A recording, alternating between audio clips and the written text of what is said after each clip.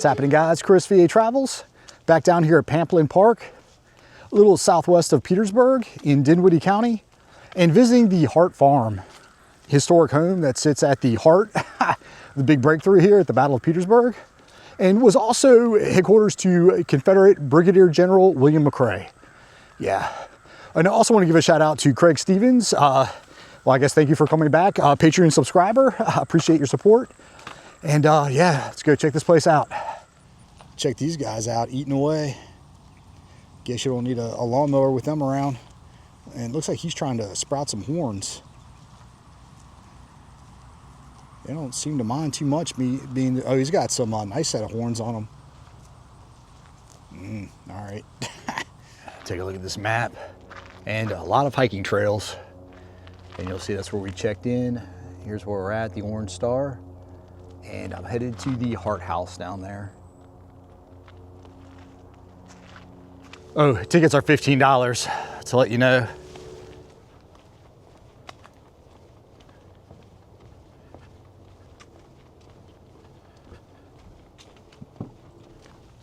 Yep, taking a left.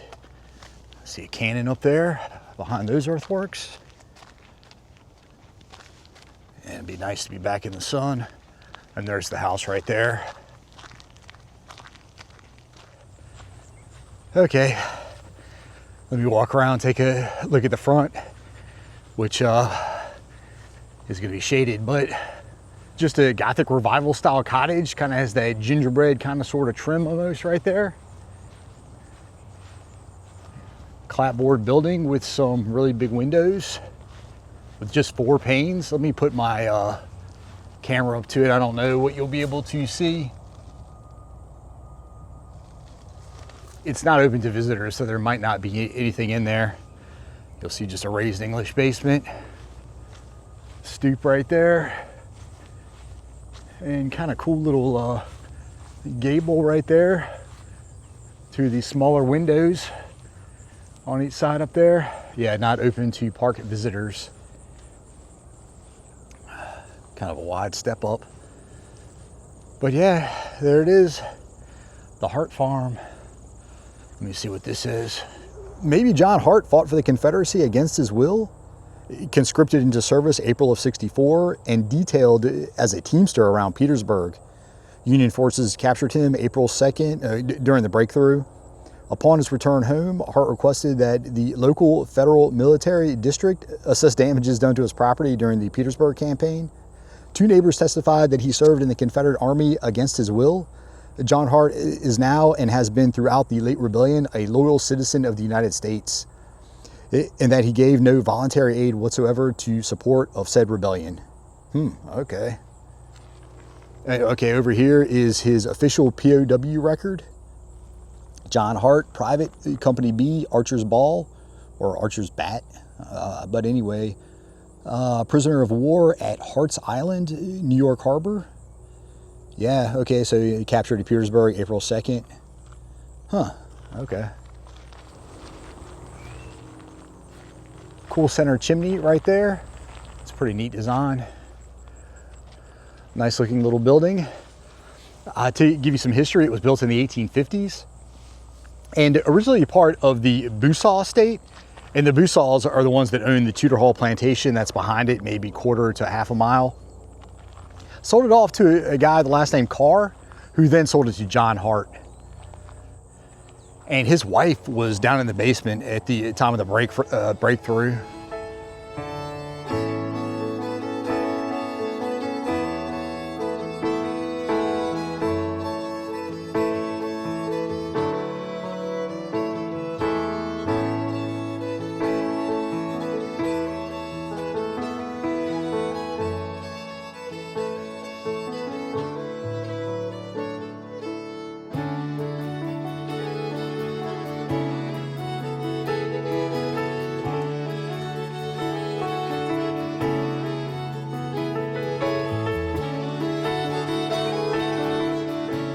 Let me just check out these plaques and I'll walk over and take a look at the barn. I don't know if you can go inside, but I see there's kind of a walkway going up to it.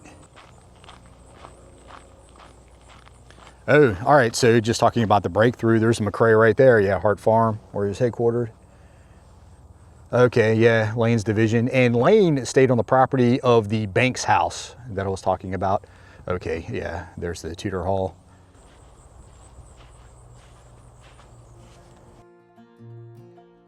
Mary Hart, her 4 children, and a family slave watched nervously from the basement of the house as the Union Army attacked across her farm. Bullets and artillery shells flew all around the dwelling. The victorious Federals rushed across the adjacent Confederate fortifications and planted a national flag here just behind the dwelling. Some vengeful Union soldiers prepared to set the home on fire until an officer arrived and sent them away. Other troops battered down the door, prompting Mary to run upstairs and plead with them to spare her home.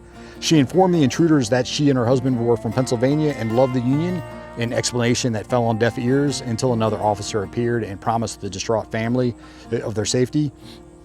Although the home suffered damage from the battle, the Harts remained shaken but unharmed in the cellar for the rest of the day.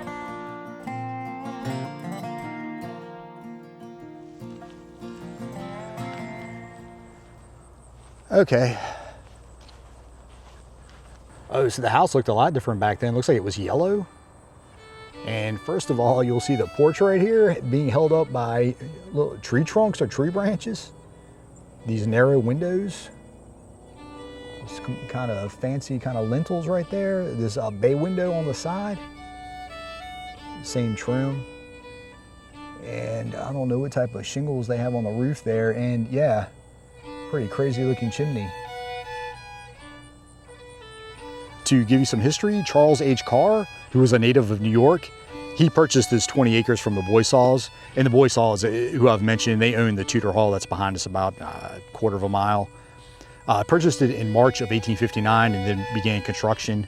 Carr ended up dying in July of '62 while enlisted in the Confederate Army. In November of that year, his widow sold the house and property to John Hart. Yeah, and he was a native of Bucks County, Pennsylvania. Hart completed the house and grew market crops on the farm. Most of Hart's neighbors along Duncan Road to the south also opened farms that provided produce to the residents of nearby Petersburg. Hart enlisted in the Confederate Army also in 1864, leaving the farm in the hands of his wife Mary. In September of '64, Confederate soldiers moved into the area and began building earthworks to protect the Boynton Plank Road and the South Side Railroad. Following the Battle of People's Farm in October, troops of Brigadier General William MacRae's North Carolina Brigade set up winter quarters here. During the winter, they improved the rudimentary entrenchments that crossed the property.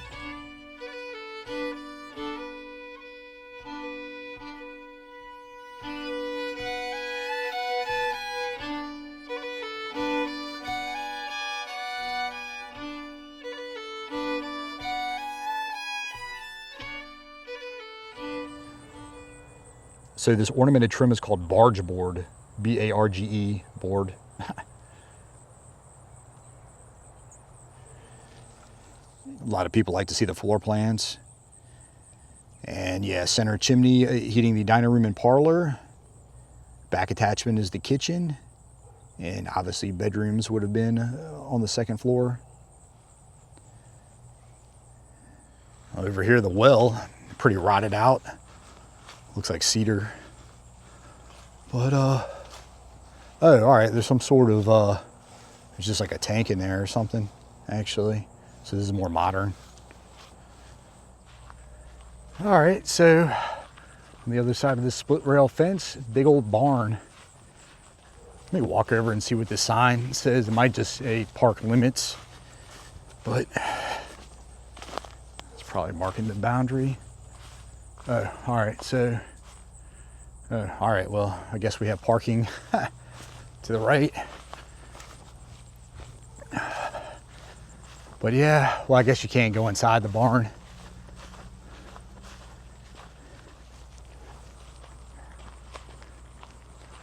Pretty good sized barn. I don't see any locks on the doors, but probably can't open it. Surprised they don't have a little pulley up there to lift the hay or whatever up to that second level. I don't know, I'll yank on this thing. Nah.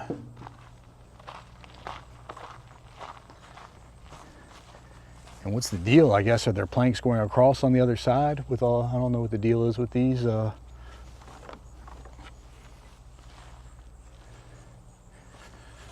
just walk around.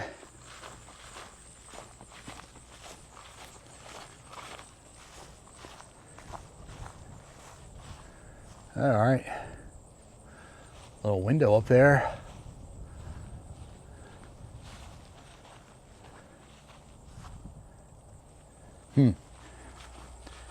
All right, let me make my way over there. It looks like some sort of encampment, but I'm wondering if on the right, if those are slave cabins.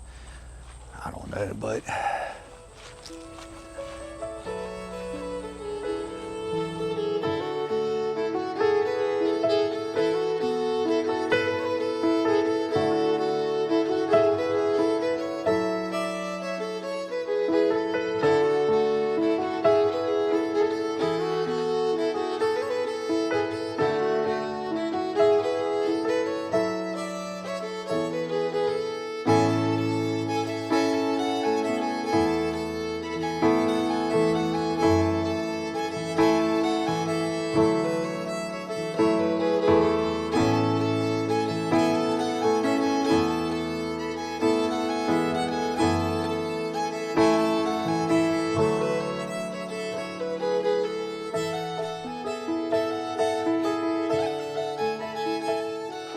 Well, no bueno with what might be those slave cabins.